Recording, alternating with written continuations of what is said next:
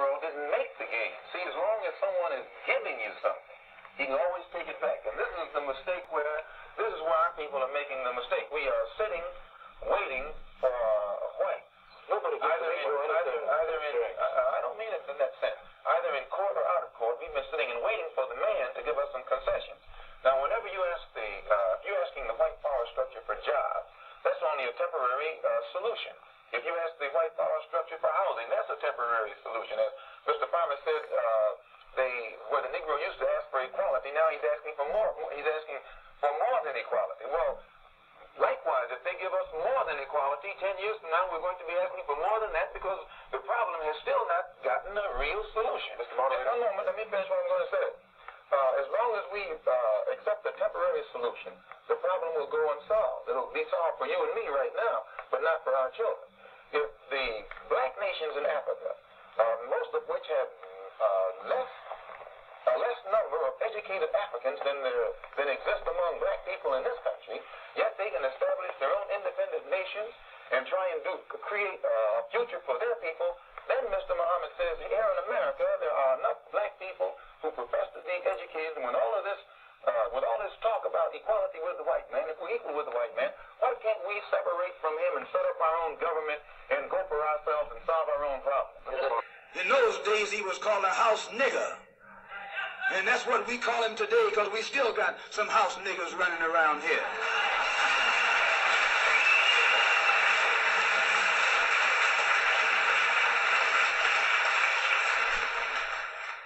This modern house Negro loves his master. He wants to live near him. He'll pay 3 times as much as the house is worth just to live near his master. And then brag about, I'm the only Negro out here.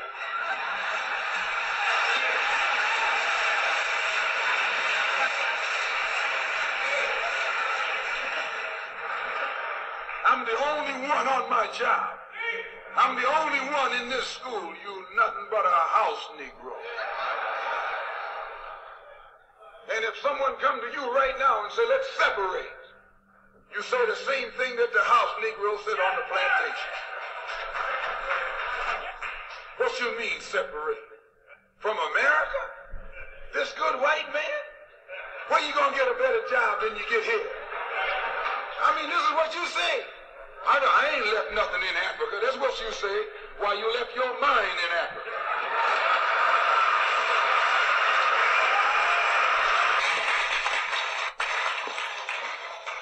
Jesse Gray is one of the key persons in the Harlem area, primarily because he's dealing with one of the key problems, the problem of housing. It doesn't make any difference what else you have. If you don't have some place to rest your head, you're in bad shape. Here in Harlem, the reason we say that housing is such a key problem, when you live in a poor neighborhood, you're living in an area where you have to have poor schools. When you have poor schools, you have poor teachers. When you have poor teachers, you get a poor education. And when you get a poor education, you are destined to be a poor man and a poor woman the rest of your life. Poor education, you can only work on a poor-paying job. And that poor-paying job enables you to live again in a poor neighborhood. So it's a very vicious cycle. And usually these bad housing conditions result from the fact, as Mr. Gray has pointed out, of absentee landlords, people who are rich and live downtown and let you and I live up here in the shack. Actually, it's a form of 20th century slavery. And what you and I have to let the man know is we are peaceful people. We are loving people. We love everybody who loves us. But we don't love anybody who doesn't love us.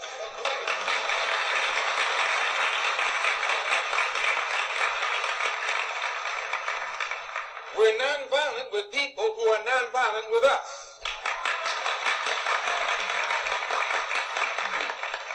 But we are not nonviolent with anyone who is violent with us. The government economist has spending power of $20 billion per year. We feel that with the black man spending $20 billion a year, not setting up any businesses, not creating any industry, not creating any job opportunities for his own kind, he's not in a moral position to point the finger today at the white man and tell the white man that he's discriminating against him for not giving him a job in factories that he himself set up. If the black man has $20 billion, and these so-called Negro leaders are such geniuses that they can integrate white restaurants and integrate white factories and force themselves into that which the white man has set up, they should use this same ingenuity to show the black people how to pool our wealth and set up something of our own. And then we won't have to force our way into his anymore. One more thing I would like to point out concerning what he said about 125th Street. We don't waste our time on 125th Street, but you can reach more people in the street who want to change than you can in the bourgeoisie society, the bourgeoisie church, and the bourgeoisie circles. Our program is directed toward the man in the street. So we spend our time in the street, and what we do with that man, instead of trying to change the white man in your mind, make you accept us, we change the mind of the black man and make him accept himself. America today finds herself in a unique situation. Historically, revolutions are bloody. Oh, yes, they are. They have never had a bloodless revolution or a nonviolent revolution. That don't happen even in Hollywood.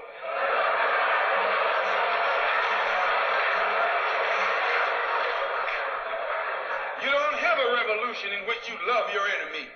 And you don't have a revolution in which you are begging the system of exploitation to integrate you into it. Revolutions overturn systems. Revolutions destroy systems. A revolution is bloody. But America is in a unique position. She's the only country in history in a position actually to become involved in a bloodless revolution. All she's got to do is give the black man in this country everything that's doing. Everything. Strike your ear, strike your heart. It'll open your eyes. It'll open your ears. It'll make you stand up. It'll do the same thing for you that truth did for the dry bones in the valley. Because the picture of dry bones in the valley is talking about you. The picture of Lazarus laying dead 4 days is talking about you. You are Lazarus. You are the dry bones. You are the prodigal son. You are the lost sheep. You are the people about whom the Bible is speaking, who will stand up in the last day when the trumpet is sounded. Black people are waking up. Black people are standing up. Black people are rising up, and they're showing fact. We believe we are the people of God's choice. That's what we believe. We believe we're the chosen people. We don't believe Jews are the chosen people. We don't believe Jews are the ones going to the promised land. We don't think Jews are a part of God. No, Jews are nothing but another part of that same race of devils that come out of Europe. They didn't even come out of the Holy Land. They come out of the caves of Europe. Furthermore, we believe we are the people of God's choice. As it is written that God would choose the rejected and despised.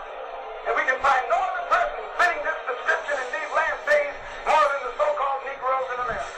We believe in the resurrection of the righteous. We believe in the judgment. We believe this first judgment will take place as God revealed right here in America. The judgment will take place in America. The resurrection will take place in America.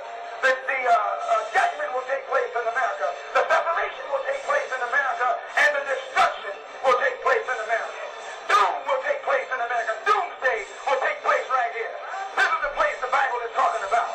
When the Bible mentions Babylon, it means America. When the Bible mentions Sodom and Gomorrah, that's America. When the Bible mentions Egypt, that's America. This is Rome. This is Babylon. This is that wicked kingdom that God is going to come and set flame to in the last day. And you're living in that day right now. And I'm glad.